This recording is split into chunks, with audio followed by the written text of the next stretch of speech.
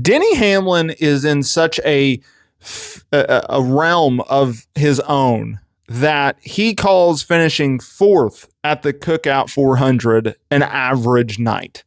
But that's not to say that Denny Hamlin didn't have an uneventful night. That's not to say that Denny Hamlin didn't have to overcome adversity, because he did. And now he has explained the critical issue that he had to overcome with his car. Because he had a night that not only did he have to overcome an issue that slowed his pit stops down, but it was also a night that he drew his lead in the chase standings, which is actually very impressive, because Hamlin's lead in the standings went from 103 after Iowa to 115 after Richmond. And that's despite the fact that he had issues and personal disappointment with a P4 finish, which is hilarious. Now, Hamlin, to his credit, he's not just talking down. He's not just complaining. He's not being negative. He is praising his team. So he praised his team coming out of this race with a critical issue with his car. And what was that? Well, I can tell you.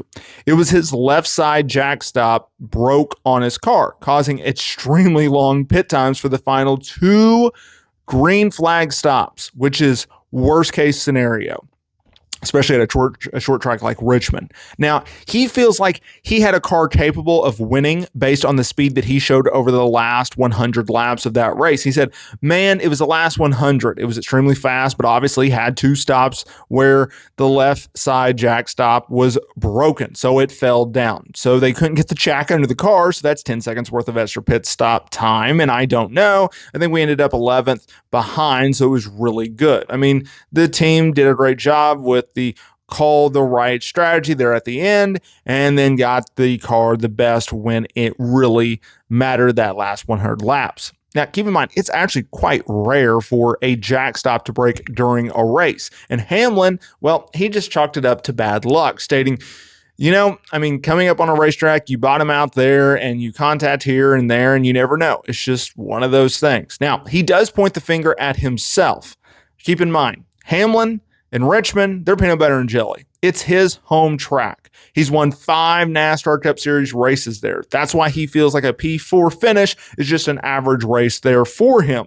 And despite the issues that he had, he's actually pointing the blame on himself. And it comes down to bad restarts, while doubling down on the praise that he had for his team's effort on Saturday night. He said, you wouldn't know it, I guess, after watching tonight, but this was an average race for us, and we weren't exceptional, but we were much better than what we were here yesterday. The team made amazing adjustments overnight, and then again, amazing adjustments the last 100 laps. I just put us too far behind with some bad restarts, and obviously those last 2 pit stops. So, to Hamlin, it comes down to a few different things, two different reasons why they had quote unquote an average night, which I'm going to torch this man in a moment over those comments. You can't necessarily control the fact that the freaking jack is going to break on your race car. You don't actually really hear that happen often anymore in NASCAR, but clearly that happened here. And with the bad restarts, yeah, he had bad restarts, but also like all the Penske cars were very, very strong, including Josh freaking Berry. So yeah, you can put the blame on yourself there, and I appreciate you putting some blame there. But at the end of the day, I also wouldn't put it all on you in terms of how can you overcome those types of situations where you had to overcome a situation where you constantly had to be 10 seconds behind everyone else every time you went on pit road. And especially at a short track like Richmond, you going down so fast, a lap down so fast. You saw that with Larson a lot throughout the night, where he had to continuously overcome that adversity. But here's where I have a problem. Denny. Good friend Denny. Dude, don't complain about P4, calling it an average race for there. Yes, you've won 5 Cup Series races there. How many starts have you had at Richmond? I don't have the stat in front of me, but I can assure you it's more than 6. Okay, there, pal. So it's not like you go out there and you win every single race. And I understand you're on cloud 9 in terms of the last few years because everyone else is retired and so you stand out the most.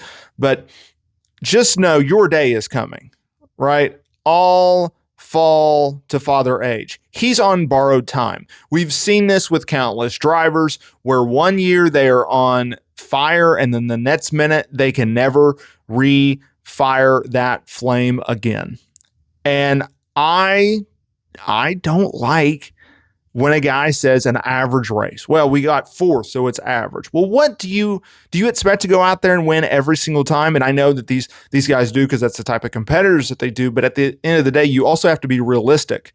Like he keeps talking about, well, I might hang around one more year, right? I got a date in mind when I want to retire. Well, man, I hope that day comes before you fall off a cliff.